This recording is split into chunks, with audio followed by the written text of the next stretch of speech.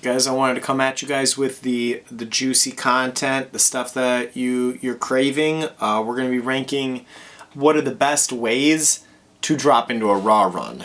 When you guys hop into a raw run, how you going in? Let's start with the most common one. We got the casual push. The casual push is 100% the most common. You see a couple of pushes, 3, 4. The push leg is really not getting too high up there, maybe right at knee level, if that. That's your casual push, oftentimes accompanied by several carves afterwards, sometimes aggressive carves, sometimes on the casual side like the push. Slight boost in bonus points if you're still strapping in the gloves while you're going in. The longer it takes you, the better, because it gets funny because you're starting to struggle with the glove. And this is kind of middle of the road, you know. It's not a bad way to start. You're giving everybody kind of chill run energy. Probably not going to be seeing anybody smacking some tight lines. Let's do casual push. Casual push is middle of the road. It's B tier. Next one we're going to do is the ollie. The ollie is usually not good. You know, if you're getting a foot off the ground, it's not a good look. Doesn't look good.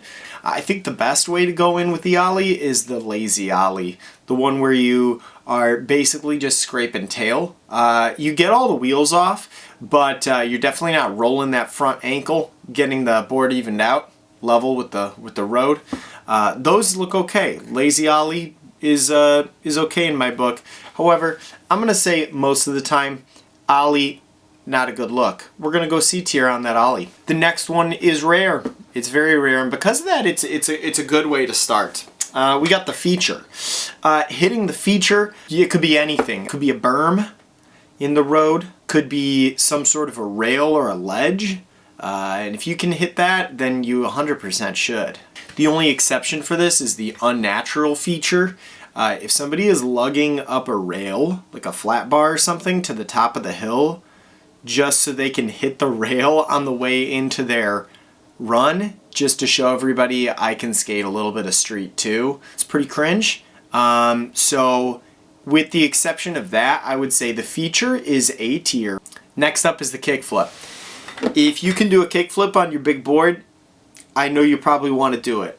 You're probably one of the only people in the group who can do that kickflip on that board, and you're like, I can do it, so I should do it. I'm going to tell you now, it's not the move. Kickflips on big boards look terrible 99% of the time.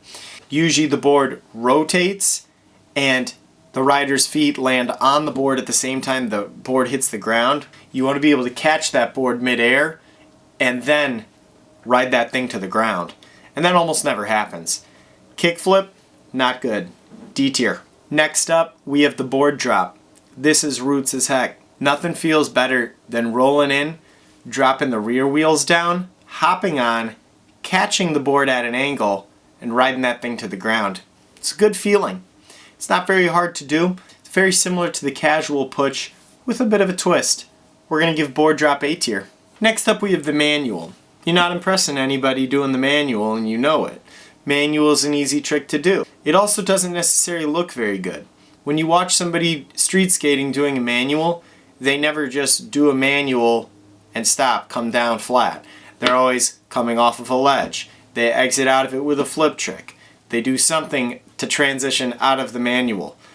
Doesn't look very cool when you just set that front wheels down, right? Manual is going to go in the D tier as well. Last up, save the best for last. We're coming in with the full push. The full push is telling everyone a lot about what's going to happen in this run. And if you come in with a full push, I'm going to watch at least the next 30 seconds of the video. This is one of those ways to go in that is form and function. You're coming in busting, going fast, and doing a full push looks good. It's aggressive, it's intense. It makes me want to take one of those kicks straight into the chest. That kick can go at least through probably 3 sheets of drywall.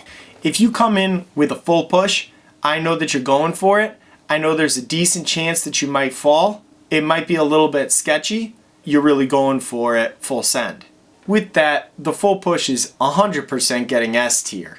pretty much can't go wrong rocking the full push. I think I'm going to keep making videos like this when it's snowing outside and stealing Gifted Hater style here.